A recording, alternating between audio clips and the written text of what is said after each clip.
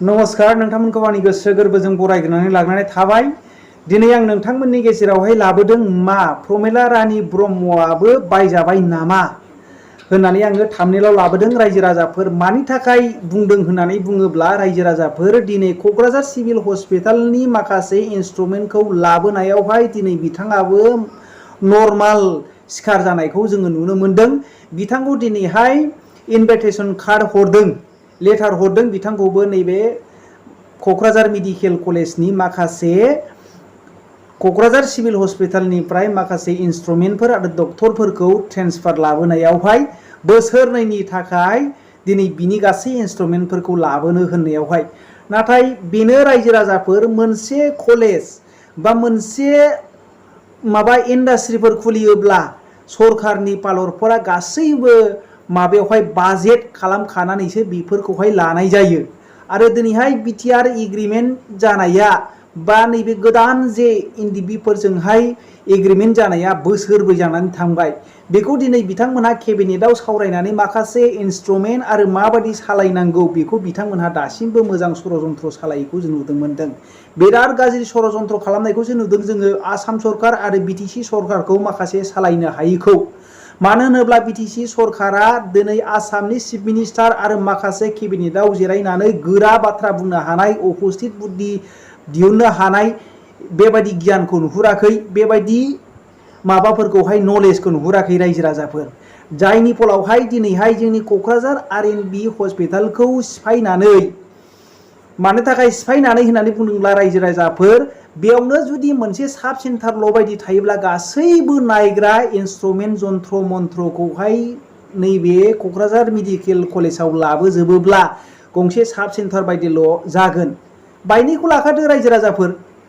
दिनैहाय जोंनि बर'नि माखासे जारिमिनाव थाबोनाय बेखौबो दिनैहाय गुबुन हारिया बेखौहाय धंस' खालामनानै लांनायनि लामाखौ लागासिनो दङ रायजो राजाफोर। दिनैहाय बुंनो हागौ जुदि नैबे नांनानै मोननाय नङा नामा होननानै बुंनो हागौ मेडिकेल कलेजखौहाय। दिनैहाय बेखौ गासैबो बाजेटआव लानानै दिनै बिथांमोनहा मावबोनो हानांगौमोन, बोसोरब्रै जाबायमोन। नाथाय बेफोरखौ जोङो मावनो हायैखौ नुहुरदों प्रमद बर' सरकारखौ रायजो राजाफोर। दिनै जोङो नुनो मोनो माखासे डाक्टार थैलायिनि जुनावहाय माखासे एसे एनै थाखा फैसा गोनां मानसिफ्रा थाखा फैसा गैयाब्लाबो गुबुनफ्राव हावलद थावलद लानानै न'खरनि मानसिफोरखौ थाब नायजानो, मोजां सिकित्सा खालामजानो लुबैनानै माखासे मानसिफोरा प्राइभेट डक्टरजों नायजानायखौ जोङो नुनो मोनो रायजो राजाफोर। जुदि सासे डक्टरनावनो जुदि 300-400 जन जुदि पेसेन्टआ जायोब्ला नोङो लाइना बेसेबांबा थानांगोन? जुदि 10थायाव लाइन जायोब्ला नोङो 3टा-4टायावसो मोनहैगोन। अब्ला जुदि एसे सिरियास जाखानाय बेमारा जुदि थाब नायजानो मोनाब्ला मा जागोन रायजो राजाफोर? नोंथांमोना कमेन्ट खालामहर रायजो राजाफोर। बेवहाय बिराद दुखुथियासो दुखुनि बाथ्रा। मानो होनोब्ला जोंनि बर'नि माखासे माबाफोरखौहाय बेराफारसे मोजां देखायनानै बेराफारसे गासै फोजोबस्रांनायनि माखासे खामानिफोरखौसो आसाम सरकार आरो इन्डियान सरकारा जोंखौ बेबायदि मेगनजों नायनायखौ जोङो नुगासिनो दङ रायजो राजाफोर। नोंथांमोना उइदाउट फुल स्किप खालामनानै बे भिडिअखौ नोंथांमोनहा नायलां आरो बिनि उनावहाय कमेन्ट खालामहर। दिनैहाय जोङो प्रमिला रानी मानगोनां बिथांखौबो एसे नर्मालाव थांनाय मोनदों ना बिथाङा इनभाइट खालामजानायखाय नर्मालाव थांबाय ना बिथाङा बायजाबाय, बे मोननै पइन्टआव फैदों रायजो राजाफोर। नोंथांमोनहा माबायदि मोनदों कमेन्ट खालामहर। बेनो रायजो राजाफोर। सपूत कहलाते हैं जो संपत्तियों को बढ़ाते हैं, वो लोग कपूत कहलाते हैं जो संपत्तियों को बेचने का काम करते हैं। कपूत सरकार चल रही है सर इस देश के अंदर, देश को बेचने का काम कर रही है। और जिस विचारधारा के लोग अंग्रेजों की गुलामी करते हैं, अंग्रेजों की दलाली करते हैं, अंग्रेजों से माफी मांगते हैं, वो आज आंदोलनकारियों का मजाक उड़ा रहे हैं। मैं बहुत परेशान हो जाता हूं। मैं कहता हूं अंग्रेजों को दलाल, बुरा इनको लग जाता है। ये क्या है सर? ये क्या है? मैं कहता हूं अंग्रेजों से माफी मांगने वाले, बुरा इनको लग जाता है। मैं कहता हूं अंग्रेजों के गुलाम, बुरा इनको लग जाता है। क्यों बुरा लगता है सर? क्यों बुरा लगता है? क्यों बुरा लगता है? क्या क्या बेच रहे हो? क्या क्या बेच रहे हो? संजय जी कंक्लूड करें। रेल बेच रहे हो, सेल बेच रहे हो, खेल बेच रहे हो, कोल बेच रहे हो, LIC बेच रहे हो, बैंक बेच रहे हो, एयरपोर्ट बेच रहे हो, पोर्ट बेच रहे हो, FCI बेच रहे हो, बिजली बेच रहे हो, पानी बेच रहे हो, सड़क बेच रहे हो, BPCL बेच रहे हो, पूरा हिंदुस्तान बेच रहे हो। ডাঙৰীয়া তেখেতে আমাৰ RNB চিভিল হস্পিটেল খবৰক লৈ পেলাই আমি আমাৰ কোকৰাঝাৰৰ নাগৰিকসকলে আপত্তি কৰাৰ কাৰণে আমি আন্দোলন কৰিছিলোঁ। সেই আন্দোলনৰ বিষয় লৈ পেলাই আমাক আলোচনা কৰিবৰ কাৰণে কি তাৰিখ আছিলে 9 তাৰিখৰ দিনাখন আমাক আহ্বান জনাইছিল। তো সেই পৰিপ্ৰেক্ষিতত মই আপোনালোকক ৰাইজৰ জ্ঞাতাৰ্থে আপোনালোকৰ মাধ্যমেদি ৰাইজৰ জ্ঞাতাৰ্থে মই কিছুমান কথা ক'বৰ কাৰণে আপোনালোকক মই আহ্বান জনাইছোঁ যে আমি সেইদিনাখন তাত গৈ পেলাই মিটিং কৰিলোঁ। মিটিঙৰ সময়ত আমাৰ থলুৱা যিসকল দুখীয়া দৰিদ্ৰ শ্ৰেণীৰ মানুহবিলাকৰ কি অৱস্থা হ'ব, RNB চিভিল হস্পিটেলটো ইয়াৰ পৰা স্থানান্তৰিত কৰিলে, ইয়াৰ SL-বিলাক গতিটো লৈ গ'লে আমাৰ মানুহৰ কি অৱস্থা হ'ব, এই কথা লৈ পেলাই মুখ্যমন্ত্ৰী ডাঙৰীয়াক মানে মই অৱগত কৰিছিলোঁ। আমি বিষয়টো লৈ পেলাই আমি পলিটিক্স কৰা নাই, ইছ্যুটো পলিটিকেল কৰা নাই। আমি ৰাইজৰ দুখ বেদনাটো অনুভৱ কৰি পেলাই মই আন্দোলনৰ নেতৃত্ব দিছিলোঁ। ইয়াত কোনো দলৰ কথা নাই, কিন্তু কিছুমান অৰ্গেনাইজেশ্যনৰ কথা আছে। অৰ্গেনাইজেশ্যনসকলে আহি পেলাই মোক লগ দিছে, সেইকাৰণে তেওঁলোককো মই আন্তৰিকভাৱে ধন্যবাদ জ্ঞাপন কৰিছোঁ। আমাৰ বনচু আছে, আটচু আছে, গাঁওবুঢ়া সন্থা আছে, তাৰপিছত কোকৰাঝাৰ নাগৰিক মঞ্চ আছে, আসাম সাহিত্য সভা আছে, আৰু সিটো আছে। সিটো এই দাদা নেতৃত্ব দিছে। বিভিন্ন অৰ্গেনাইজেশ্যনে আমাৰ আন্দোলনত মানে নেতৃত্ব দিছে। এই গতিকে আমি একেলগে যৌথভাৱে মিলি পেলাই চিভিল হস্পিটেলটো ইয়াৰ পৰা স্থানান্তৰিত কৰাটো আমি বাধা দিছিলোঁ। কিছুমান 5টা ডিপাৰ্টমেণ্ট ইতিমধ্যে ক্লজ কৰিছে, সেইটো কথা মই হস্পিটেলত গৈ পেলাই গম পাইছোঁ। গম পোৱাৰ লগে লগে মই ধৰ্ণাত বহিছোঁ। মই কাকো মাতা নাই, মই নিজে বহিছোঁ। তাৰপিছত সকলোৱে মানে খবৰটো পালে, খবৰটো পাই পেলাই সকলোৱে আগবাঢ়ি আহিছে।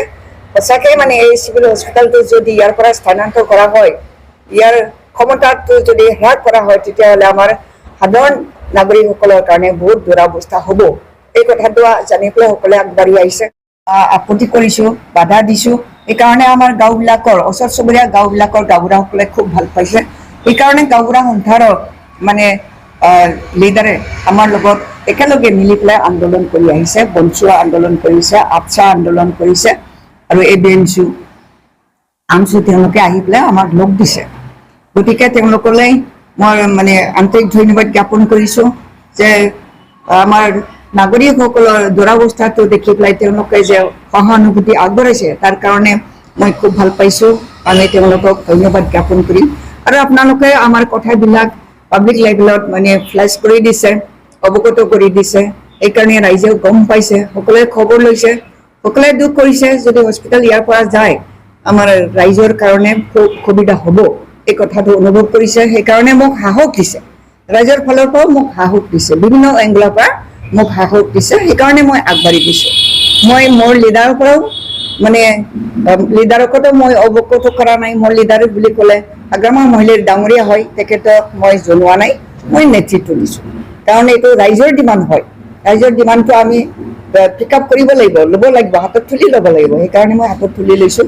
বিভিন্ন এংগলৰ পৰা বিভিন্ন দলে, কিন্তু ৰাজনৈতিক দলে আমাৰ আজি BTC-খনক যিসকলে চলাই আছে, তেওঁলোকে আমাক ক'ব বিচাৰিছে যে আমি পলিটিকেল কৰিছোঁ, ৰাজনীতি কৰিছোঁ। আমি কৰা নাই, ৰাজনীতি নহয়। ৰাইজৰ বেদনা, যিটো এই বেদনাটো অনুভৱ কৰি পেলাই আমি আন্দোলন কৰিছোঁ। যে সেইটো কথা মাননীয় মুখ্যমন্ত্ৰী ডাঙৰীয়াও বুজি পাইছে। সেইকাৰণে আমাক তেওঁ মিটিঙত 9 তাৰিখৰ দিনাখন মাতিছিল। তো আমি গ'লোঁ, গৈ পেলাই কথাটো তেখেতক বুজালোঁ। তেওঁ মানে আগতীয়াভাৱে তেওঁ বুজি লৈছে, চমজি লৈছে। আমি মেমৰেণ্ডাম তেখেতলৈও পঠিয়াইছোঁ। গতিকে বেছি সময় তেওঁ এইটোক লৈ পেলাই আলোচনা কৰা নাই। তেওঁ আমাক অৱগত কৰিলে যে এই মেডিকেল কলেজখন আমি বৰ্তাই ৰাখিব লাগিব, জীয়াই ৰাখিব লাগিব। গতিকে শক্তিশালী কৰিবৰ কাৰণে চিভিল হস্পিটেলৰ সহায় লাগিব, এই কথাটো তেওঁ কৈছে। তো তেওঁ আমাক কথা দিলে যে 2 বছৰ সময় আমি তেওঁ যাতে দিব পাৰোঁ তাৰ কাৰণে আমাক তেওঁ অনুৰোধ কৰিছে তো আমি মানিছোঁ 2 বছৰ সময় যদি আমাৰ চিভিল হস্পিটেলৰ এছেটসকলক লৈ পেলাই যদি তেওঁ মেডিকেল কলেজ চলাব বিচাৰিছে আমি মানিছোঁ চিকিৎসা পাম বুলি ৰাইজে আশা কৰি পেলাই তাত যায় কিন্তু তাততো ট্ৰিটমেণ্ট নাপায় খাব নোৱাৰা এগৰাকী পেচেণ্ট মোৰ নিজৰ ঘৰৰ মোৰ ভিনিদেউ বৰপেটালৈ পঠিয়াই দিছে তেতিয়াহ'লে আমি কি আশা কৰিব পাৰোঁ ইয়াৰ পৰা আমি কি ৰিজাল্ট পাইছে আছোঁ এতিয়া সেইকাৰণে চৰকাৰৰ ওচৰত আমাৰ আবেদন আমাৰ ৰাইজৰ ফালৰ পৰা আবেদন এই মেডিকেল কলেজখন শক্তিশালী ৰূপত থিয় কৰাই দিয়ক বাজেট এক্সট্ৰাভাৱে বাজেট বনাই পেলাই মেচিনাৰীবিলাক কিনি দিব লাগিব আজিলৈকে ICU নাই তাত ICU এতিয়ালৈকে নাই তাত কোনো ধৰণৰ মেচিন নাই তেতিয়াহ'লে কেনেকৈ হ'ব পাৰে আমাৰ ৰাইজ কেনেকৈ মান্তি হ'ব তেওঁ বেলেগত যদি পঠিয়াই দিয়ে ইয়াতে চিকিৎসা পাবৰ কাৰণে আশা কৰি পেলাই যায় তেওঁলোকে আশা কৰা অনুৰূপে কোনো ফল পোৱা নাই এনেকুৱা ধৰণৰ হৈছে সেইকাৰণে আমাৰ মাননীয় মুখ্যমন্ত্ৰী ডাঙৰীয়া তেখেতে বিষয়টো তেখেতৰ অৱগত হৈছে সেইকাৰণে তেওঁ দায়িত্ব লৈছে তেওঁ দায়িত্ব লোৱাৰ কাৰণে আমি সন্তুষ্ট হৈছোঁ আৰু 2 বছৰ সময় আমি তেখেতক সময় দিম কিন্তু ইয়াত যিটো আছে চিভিল হস্পিটেলৰ যিটো ক্ষমতা সেই ক্ষমতাটো একদম তললৈ হ্ৰাস কৰিব নালাগে মেডিকেল কলেজখন আমাৰ হাগ্ৰামা মৈলী ডাঙৰীয়াৰ নেতৃত্বত সৃষ্টি হোৱা এখন মেডিকেল কলেজ তাত হিউমেন ৰিচোৰ্চ ডেভেলপমেণ্ট কৰিব লাগে ষ্টুডেণ্টসকলক শক্তিশালী ৰূপত এগৰাকী মানে ভাল ডক্টৰ বনাব লাগে সেইটো তেওঁলোকে গুৰুত্ব দিয়ক মেডিকেল কলেজখনে গুৰুত্ব দিয়ক আমি সেইটোৱে আশা কৰিছোঁ মেন পাৱাৰ বৃদ্ধি হওক আমাৰ সংখ্যা বৃদ্ধি হওক সেইটোৱে আমি বিচাৰিছোঁ হস্পিটেল তাত যোৱাৰ কোনো দৰকাৰ নাই যদি প্ৰেক্টিকেলৰ কাৰণে দৰকাৰ আছে তেতিয়াহ'লে আমাৰ BTC চৰকাৰে সেই সুবিধাটো কৰি দিয়ক তাৰ পৰা ইয়ালৈ ডাক্তৰসকল অহা যোৱাৰ কাৰণে যিকোনো মানে মেচিনাৰী ইয়াত আহি পেলাই চিকিৎসা কৰিবৰ কাৰণে প্ৰেক্টিকেল কৰিবৰ কাৰণে সুবিধাটো কৰি দিয়ক দিল্লীৰ চৰকাৰে যদি সকলো নাগৰিকসকলক ফ্ৰীলি যদি মানে অহা যোৱাৰ কাৰণে ফ্ৰী কৰিব পাৰে উইদাউট পইচা ট্ৰেভেল কৰিব পাৰে দিল্লীৰ চৰকাৰে যদি এইটি কৰি দিব পাৰে সেই আদৰ্শটো আমাৰ BTC চৰকাৰে অনুকৰণ কৰক তেতিয়াহ'লে আমি সন্তুষ্ট হ'ম ইয়াত একো অসুবিধা নাই ইয়াৰ পৰা মানে 5-6 কিলোমিটাৰ দূৰত আছে বেছি দূৰত্ব নাই